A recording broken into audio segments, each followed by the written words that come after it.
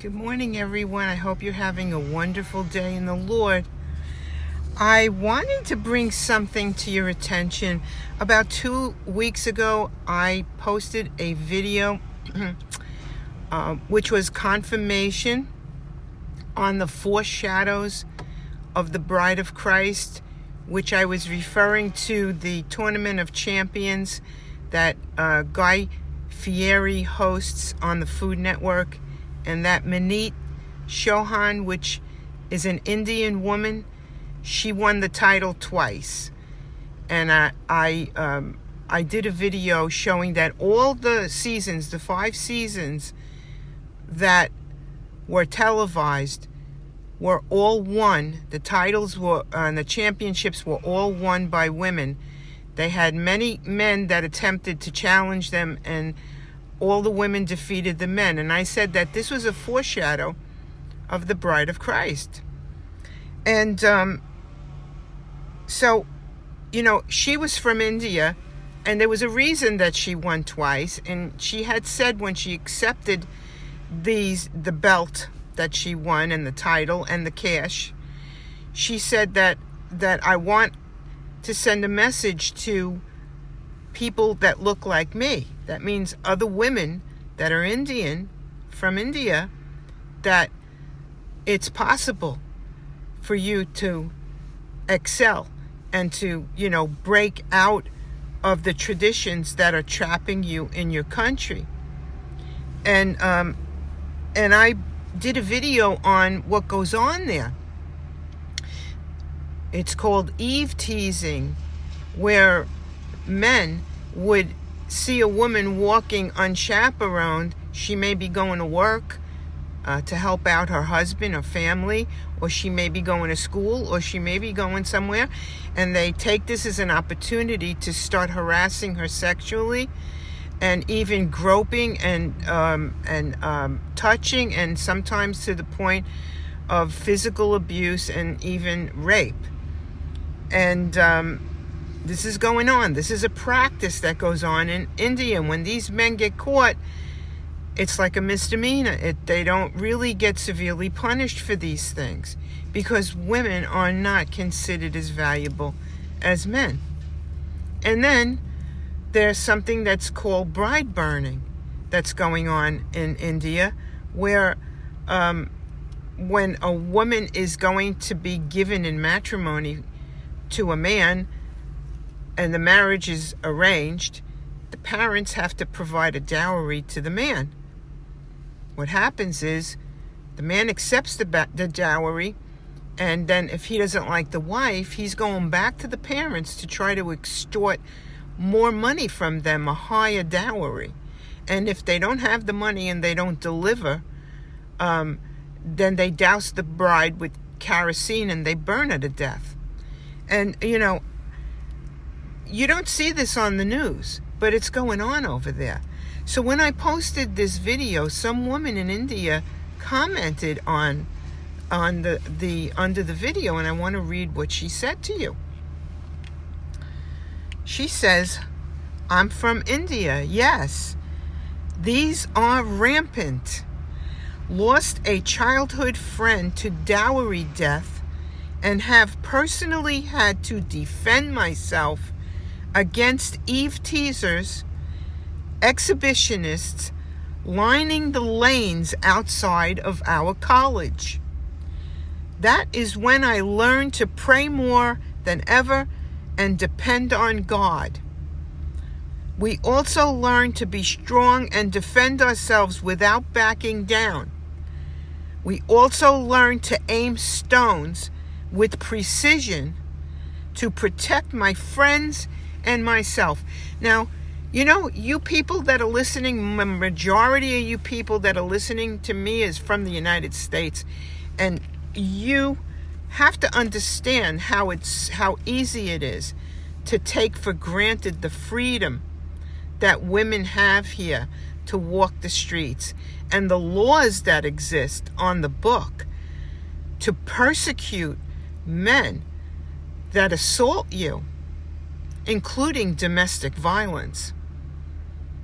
Okay? So you must not take that for granted in this country.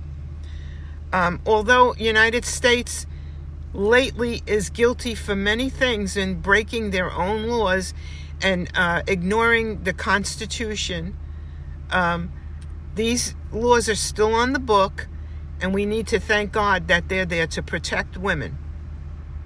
Now, obviously, this woman was breaking tradition by going to college, because women in India are supposed to be just under their husbands, and they're supposed to be doing their role. But now this woman is going out to educate her brain to become something other than a wife and a walking uterus. Okay? And I want to tell you, we need to pray for these women. We need to unite.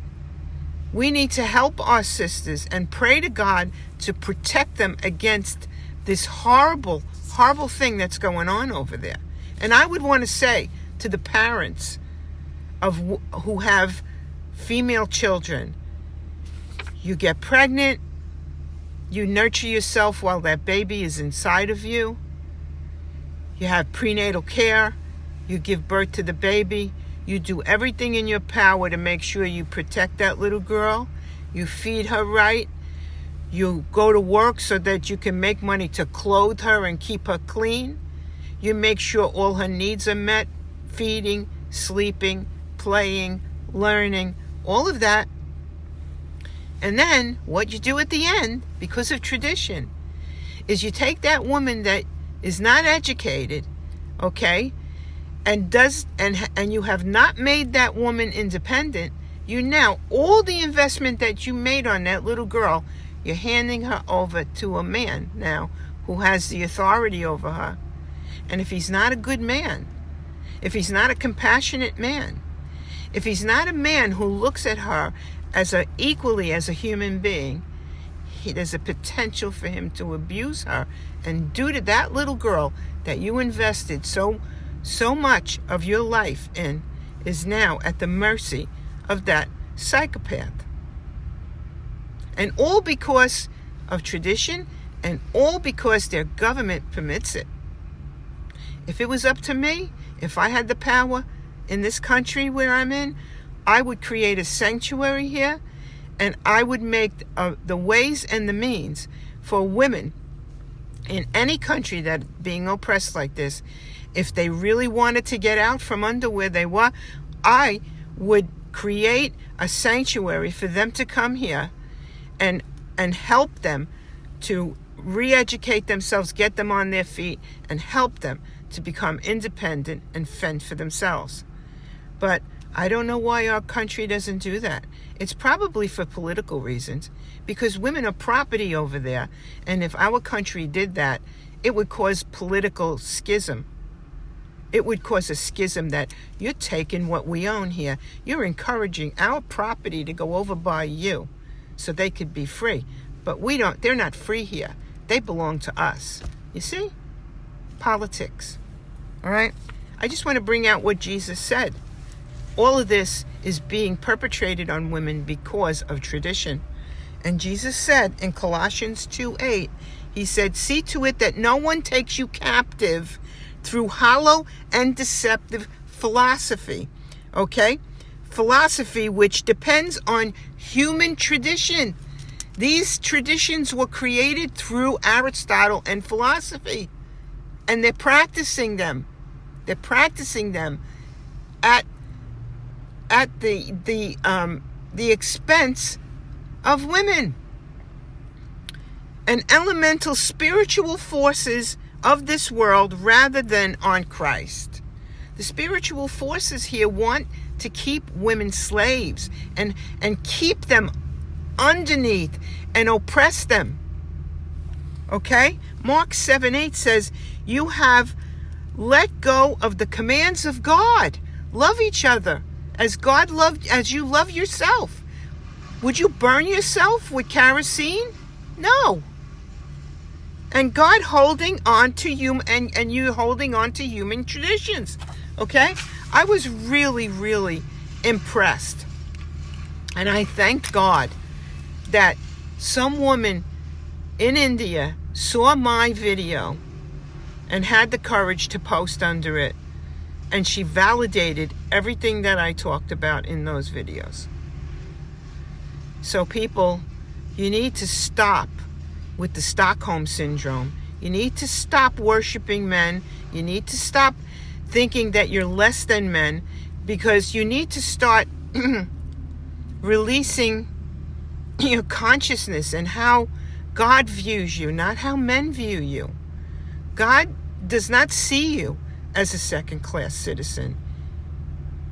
There are many, many factors that have made women into subservient creatures here. And I'm not going to go into all of them. I've touched base on some of them. But that's for future videos. But until all those aspects of subservience and domestication, and until they come out and surface so that we can handle them and understand why this has happened, you need to redirect your thoughts that you are more than what the world has outlined you to be. So I just wanted to bring that out. I wanted to share it. I felt it was very important, and I hope you got something out of this. I hope that you see the value of where you're living here, and don't take it for granted.